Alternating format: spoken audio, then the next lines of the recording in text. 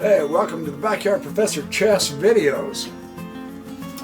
I have a really instructive, very helpful game out of Artur Yusupov's Chess Evolution Beyond the Basics. Book number 2. It's a game he played against a man named Berkovich. Berkovich is white, Yusupov is black. Now, I understand, I'm well aware, and I've written this game out on just a piece of paper because it's so difficult to work through the book, holding the book. It's easier this way, but I understand that the context, he is discussing the Reti opening and some of the various variations and nuances that he explores in the Reti opening in an advanced chess book that is truly beyond the basics. He is showing multiple variations, excellent stuff.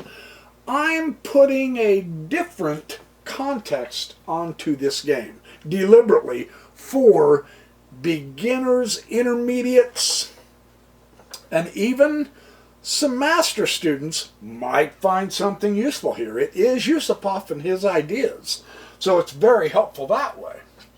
Yusupov, as you know, was the rated number 3 player in the world for a decade behind Kasparov and Karpov. So he is no Mickey Mouser like I am. He is the real deal. So I understand that my context, I'm going to be using this game because, again, the fundamental 3 pillars show up here, and they are the decisive factor in Yusupov winning this game. Without him, he couldn't have won. So I think that's really cool for us to see that those players who are so far beyond us world class are using things that we can grasp and use ourselves. That's my whole point. This gives us to believe that if these guys can do it, then we can too. And we can, and we will, and it will elevate our chess beyond our wildest imagination, is my suspicion. It takes a few years of practice, but of course, we know that. It takes a few years of practice to get to where you can bench press 350 pounds too, if that's your desire. You're not going to do it in the first 6 months. No, not even happening. Same with chess. So we're getting an opening here, and of course, control of the center is the essence. Not the idea of the Reti opening is not to possess the center with pawns, as Tarish was saying back in his day. He said it's enough to be able to influence the center, not necessarily possess it. And so this is the principle behind the Reti opening. Very interesting how it's handled. Knight b to d2, bishop e7. They're both bringing material out.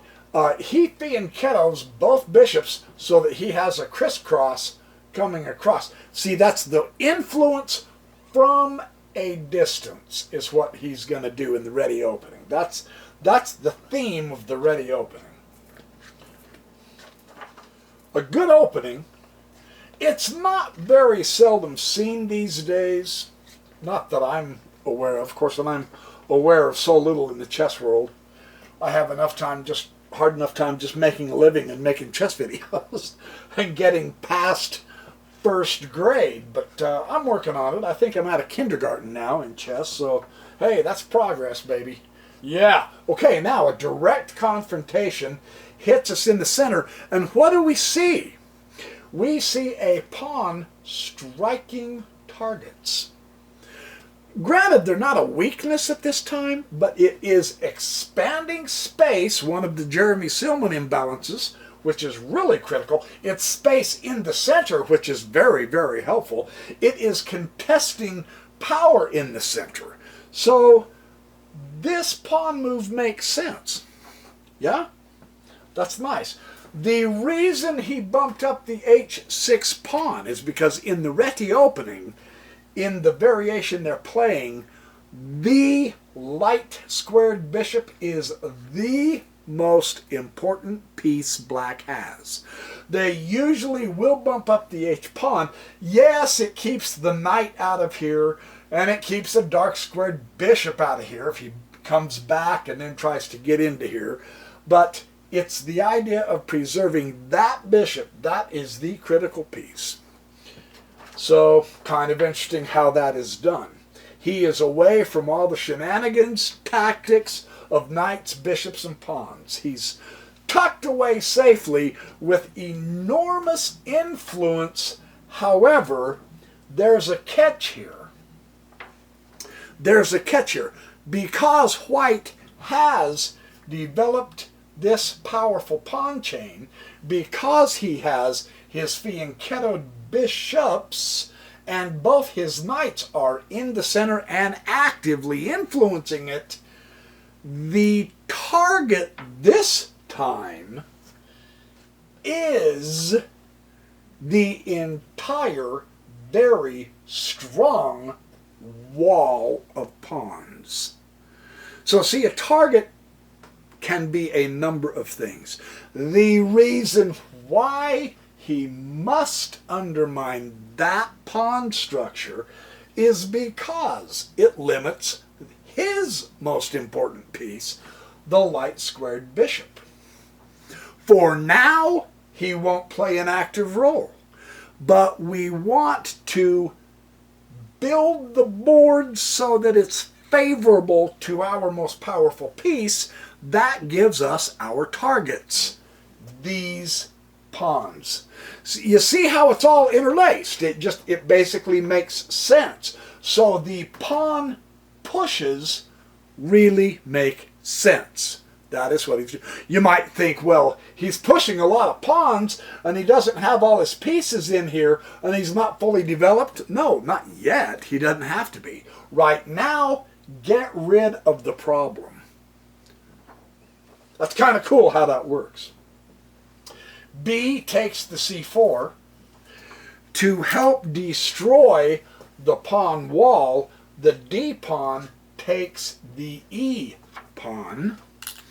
And we see how that does that. The D will take the E pawn. And now that once majestic wall is completely shattered. In fact, we now have targets. Targets. Targets.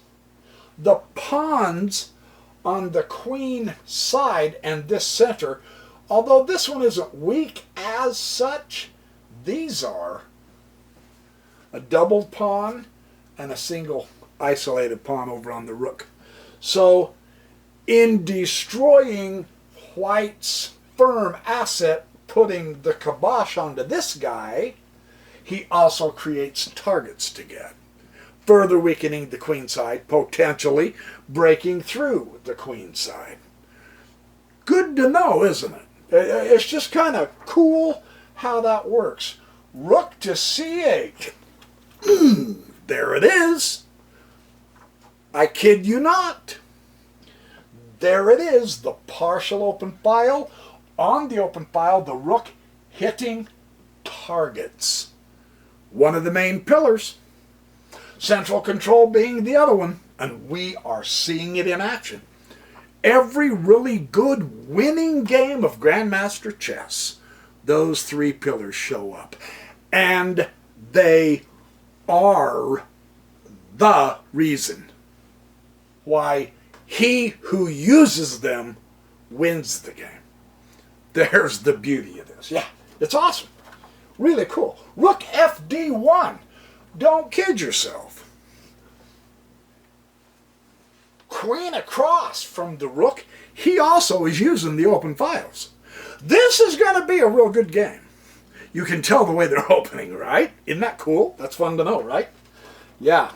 Yeah, this is not a waste of our money or time watching this happen. In a general sense, targeting the king side, keeping an eye on it, more or less, E5. Targets, but it becomes a target also. Yeah. The problem with this move, This, he is supported by the queen and the knight here. The trick, and this is why you want to be able to read the chessboard, you want to be able to know how to improve your own pieces and their capabilities, and this helps black for the reasons I just elaborated on just a couple minutes ago. Look what it does for this, his most important piece, mind you. It opens that entire diagonal. That's an error to do so. Far better to leave that there. I mean, he just destroyed his pawn wall, and now he helps black by getting out of the way. Not good. He should have kept that as a roadblock. Move it. He would have been much better moving the knight elsewhere and coming this away. Now that would have been a better position strategically, because it keeps this guy under control. Yeah. You can see the difference with that setup in relation to the most important piece in the ready opening for black and the one that he just did. Just look at that difference. That's seriously cool to see too. Yeah, now black, boy, very nice. Yusupov is smiling here. Yeah, truly. And, well, and he hits the knight. Yes, he hits a target, but it's the wrong target and moving his own wrong piece. Like I told you, there's always lots of targets. And we don't want to hit targets that weaken our position like white just did. And that takes practice, you guys. It's just how it works. So we learn through the experience of making the mistakes and getting our butts walloped. Yeah, that's how it works. Okay, so now knight b3, not necessarily the best move. Knight b6, a4, bumping the a4, and now knight b4. Yusupov at this position has something interesting to say too. Notice what's happening is the power of this bishop is being felt by that poor little guy right there. Now the knight also hits the c2 pawn. Why? One, it's completely backward and it's weak. Also, the other pawns on the queen's side are weak. They're not coordinated, they are weak. So, what is he doing? Hitting targets. He's hitting the weaknesses, right? That way he can undermine them. This is one of the main themes of the three pillars. How they are interrelated with this. At this point, it is true, white does have that really good file. Notice, though, he's kind of quiet about making something happen on it. Yeah? Just getting the file is not enough. You must use it. That's the criteria for one of the three pillars. Yeah, if at all possible. You really have to. You have to. You don't have any choice. Well, c5, now, by pushing the pawn, yeah, he's hitting a target. He is somewhat eliminating the weaknesses on the queen side, and yet in that process, he is completely opening up the king side. Look how loose it is, how disconnected stuff is, how compared to this, nice, tight, compact, powerful. This is sort of willy-nilly scattered all over the place. Yeah. Well, that's attackable. And with a guy like Yusupov, oh, that is attackable. You'll see, you'll see. So the bishop does just simply take the pawn. White ended up giving black the target. It also brought this bishop much better. Notice he's hitting the target and really improving his position. Yeah? That's the idea. That's ideal. Good, very good. Very, very good. Well, and A5 pushes. He's still trying to hit that poor knight as a target, right? Well, it worked. It bumped him up.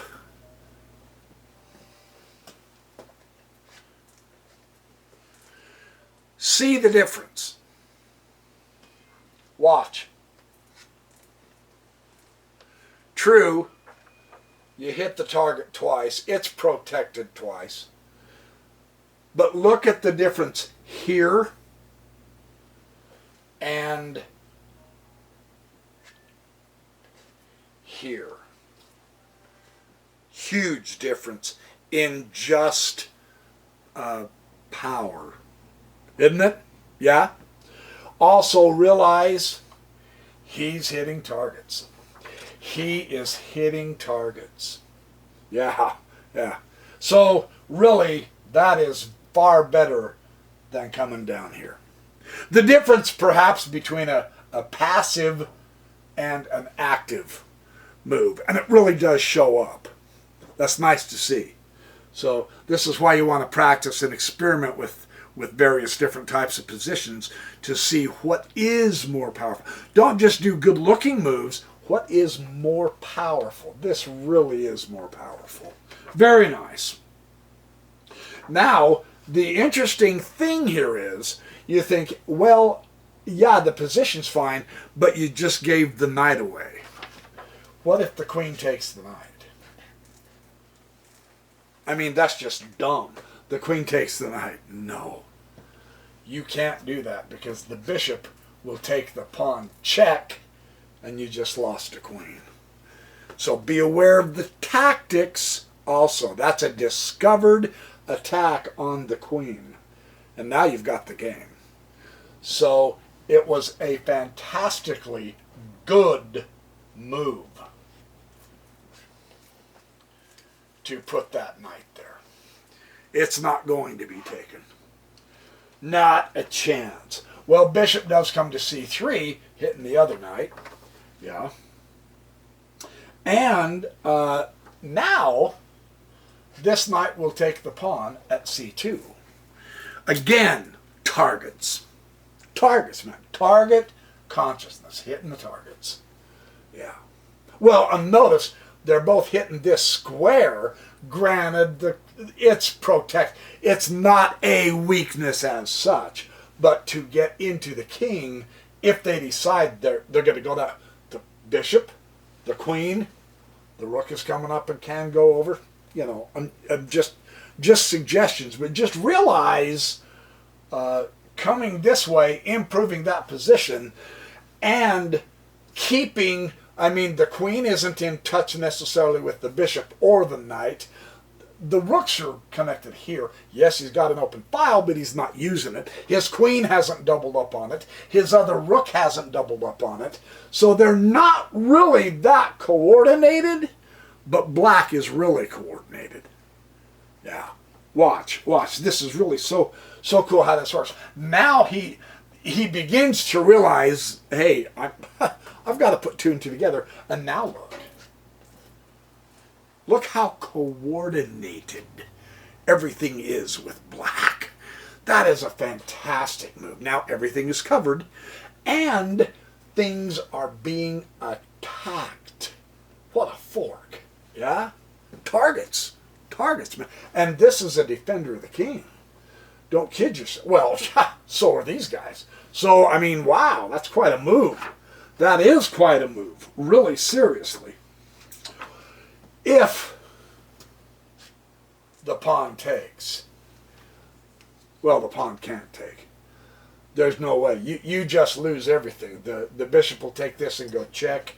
The queen will take, and then you've got queens coming up into here. Oh, that's brutal. So that's quite a tactic. That is a beautiful cover and coordination of everything. Bishop is attempting to get rid of this issue by coming to d4, and his response is, watch what this particular move does. The response is really nice. He just simply takes the bishop. True, the knight is hitting the bishop. The knight is protecting the bishop. But look what it does here for the open file. A doubled up open file with the knight that can do a surprise attack somehow, somewhere, and open up the... Yeah. That's quite the position, isn't it? That is spectacular. Very nice. The rook ends up taking that bishop. Not either one of the knights, the rook itself. And, of course, the knight will respond by taking the rook. Hitting targets again, hitting the knights and the queen. Isn't that amazing? Isn't that amazing? The queen will take e3. He can't necessarily get these guys too far away from this rank because of the double up file that can start really killing you here. So it's iffy. It's iffy. Very cool how this works. Knight will go to c2 again, hitting the queen once more. Queen comes way down here and takes a7. Yeah. Yeah. Now, look at the strength of the move up that file. Yeah. Hitting targets. Targets. X-raying targets.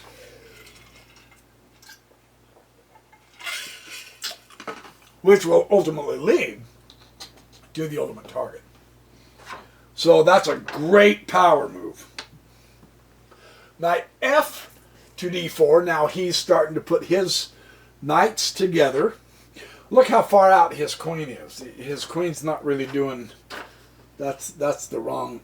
That's not quite the right thing to do. Queen b2 targets. See? Inching toward this fatal 8th rank.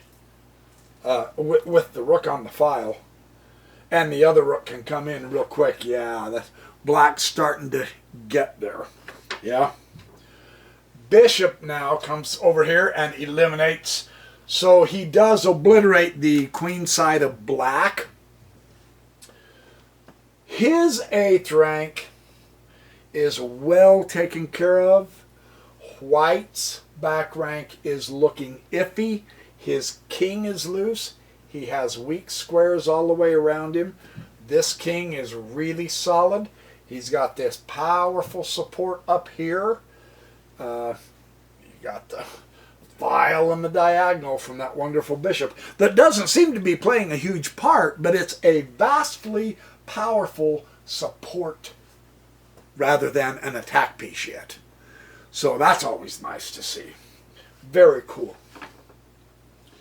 Now the knight takes d4. Yeah, the knight takes d4. And the rook takes c8. He's going to try something. Now see how this kind of appears to be teeter-tottering, huh? Now, is there a potential for a back rank checkmate here? Pretty close, isn't it? That's quite interesting how they're doing this. Well, he does hit b1, of course. It's not going to be a back rank checkmate, but it's going to bring the king out. And that's dangerous against Yusupov. And now the bishop comes along. Bishop e4 check. f3 will put the block on it. And now this rook takes c8. Very dynamic. Very interesting what's happening here. His bishop will take e4. Too strong of a cross. The queen is in a deadly spot, as he shows. Queen a2 check. King comes to h3 here. Getting away temporarily. The knight will take b3 knight. And now the passed pawn. He's going to make one last bid to do something about this Yusupov guy, because he is playing strong. And Yusupov goes on the move. He's now ready to strike. He's looking for targets. Immediately. Yeah. Yeah.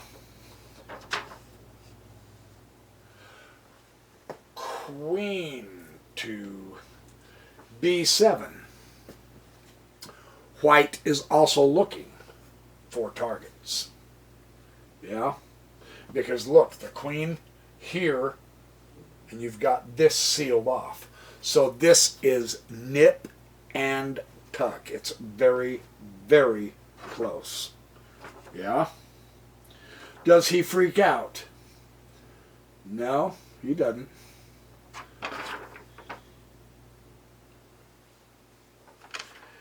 He brings his rook all the way back here to F8.